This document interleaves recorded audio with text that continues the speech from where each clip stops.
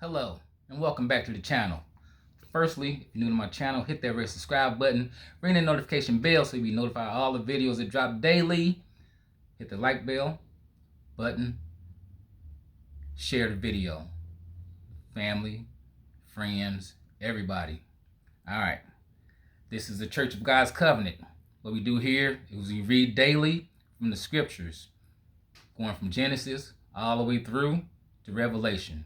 Chapter each day, 1,189 chapters. You do the math. How many years is that? I don't know. I'm reading out of my Holman Christian Standard Bible. You can use your Amplified, NIV, King James, New King James, whichever version you want to have. Follow along. All right. We're on chapter 31 today. If you have your Bibles, turn to chapter 31 of Genesis.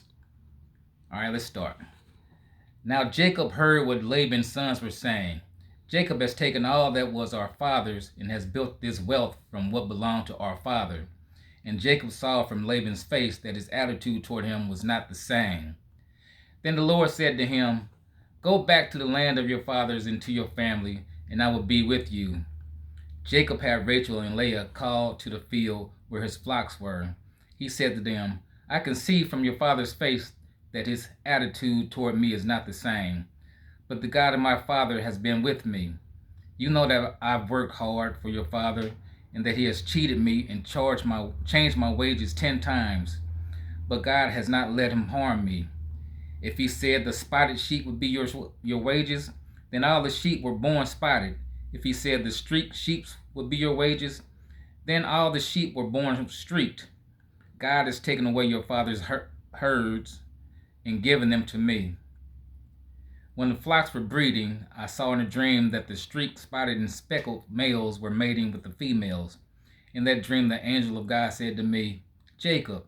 And I said, 'Here I am.' And he said, 'Look up and see. All the males that are mating with the flocks are streaked, spotted, and speckled. For I have seen all that Laban had been doing to you. I am the God of Bethel, where you poured oil on the stone marker and made a solemn vow to me. Get up, leave this land, and return to your native land.' Then Rachel and Leah answered him, 'Do we have any portion or inheritance in our father's household? Are we not regarded by him as outsiders? For he has sold us and has certainly spent our money. In fact, all the wealth that God has taken away from our father belongs to us and to our children. So do whatever God has said to you.' Then Jacob got up and put his children and wives on the camels. He took all the livestock and possessions he had acquired in Paddan Aram, and he drove his herds to go to the land of his father Isaac in Canaan. When Laban had gone to shear his sheep, Rachel stole her father's household idols, and Jacob deceived Laban the Aramean, not telling him that he was fleeing. He fled with all his possessions, crossed the Euphrates, and headed for the hill country of Gilead. On the third day, Laban was told that Jacob had fled. So he took his relatives with him, pursued Jacob for 7 days, and overtook him at Mount Gilead. But God came to Laban the Aramean in a dream at night. "Watch yourself," God warned him. "Don't say anything to Jacob, either good or bad." When Laban overtook Jacob, Jacob had pitched his tent in the hill country, and Laban and his brothers also pitched their tents in the hill country of Gilead. Then Laban said to Jacob, "What have you done? You have deceived me and taken my daughters away like prisoners of war. Why did you secretly flee from me, deceive me, and not tell me? I would have sent you away with joy and singing, with tambourines and lyres. But you didn't even let me kiss my grandchildren and my daughters. You have acted foolishly.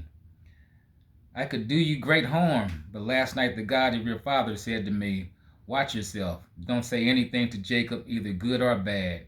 Now you have gone off because you long for your father, but why have you stolen my gods?" Jacob answered, "I was afraid, for I thought you would take your daughters from me by force.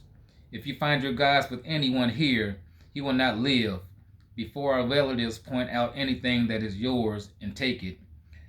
Jacob did not know that Rachel had stolen the idols.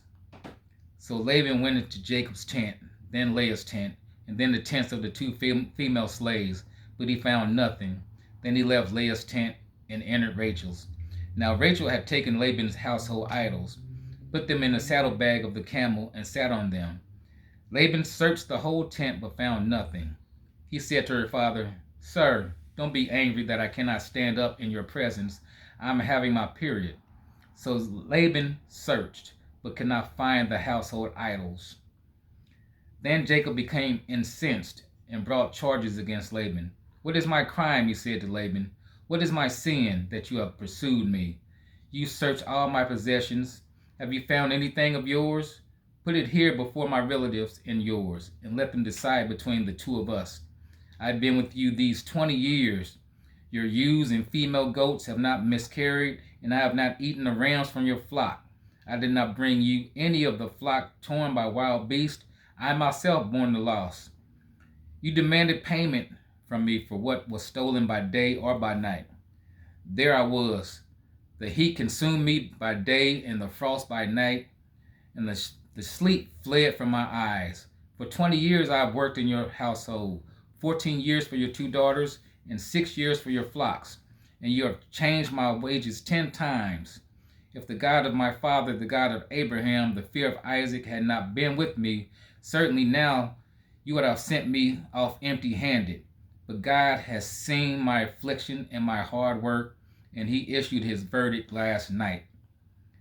Then Laban answered Jacob, "The daughters are my daughters, the sons my sons, and the flocks my flocks. Everything you see is mine. But what can I do today for these daughters of mine, or for the children they have borne? Come now, let's make a covenant, you and I. Let it be a witness between the two of us." So Jacob picked out a stone and set it up as a marker. Then Jacob said to his relatives, "Gather stones," and they took stones and made a mound, then ate there by the mound. Laban named the mound Jegar Sahadutha, but Jacob named it Gilead. Then Laban said, This mound is a witness between you and me today."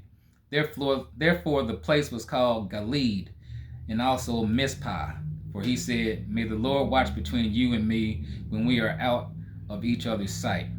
If you mistreat my daughters or take other wives, though no one is with us, understand that God will be a witness between you and me." Laban also said to Jacob, "Look at this mound and the marker I have set up between you and me.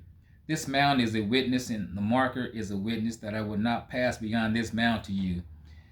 And you will not pass beyond this mound and this marker to do me harm.